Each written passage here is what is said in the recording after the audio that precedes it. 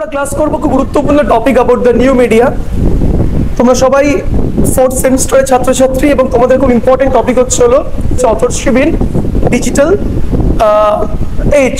Authorship in digital age. তো অথরশিপটা কি আগে আমরা বুঝি ছোট্ট করে। দেখো, অথরশিপ হলো ভেরি সিম্পল। অথর হচ্ছিল ওই ব্যক্তি বা মানুষ যিনি কোনো কিছুর সৃষ্টি করছেন, যে মানুষটি কোনো কিছু সৃষ্টি করছেন, কোনো কিছু ক্রিয়েট করছেন, কোনো কিছু তৈরি করছেন। The person is author. কোনো বুক লেখক অথর হতে পারে, কোনো কন্টেন্ট ক্রিয়েটার কোনো কিছু অথর হতে পারে, কোনো মিউজিক কম্পোজার হতে পারে। It can be anything author. তো মাথায় রাখো, অথর হচ্ছিল যে মানুষটি যিনি কোনো কিছু ক্রিয়েট করছে, কোনো কিছু তৈরি করছে। তো এই অথরশিপ এই জিনিসটি শুরু হয় গুটেনবার্গের ছাপা কারখানা নির্মাণের পর থেকে। কেন গুটেনবার্গের ছাপাখানা নির্মাণের পর থেকে কেন বলতে পারো? কারণ তারপর থেকে আমরা অথরদের পাই। তারা লেখালেখি করতো এবং তার লেখাটাকে প্রোটেক্ট করার জন্য কি করা হতো? একটা অথরশিপ রাইট দেওয়া হতো। রাইট, তার নাম লেখা থাকতো, সেখানে পাবলিশার্স থাকতো। রাইট, লেখক পাবলিশার্স থাকতো।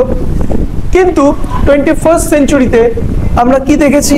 আমরা দেখছি হচ্ছিল এই অথরশিপের যে পাবলিশার্স প্ল্যাটফর্ম, এই প্ল্যাটফর্মটি আস্তে আস্তে বদলে যাচ্ছে, আস্তে আস্তে চেঞ্জ হয়ে যাচ্ছে।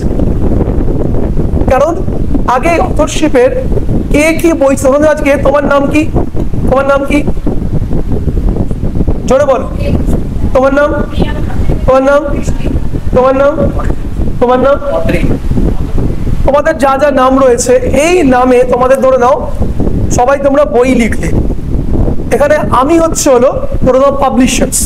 তো আমি কাজ করব অ্যাজ আ গেটকিপার। সব বইকে আমি ছাপাবো।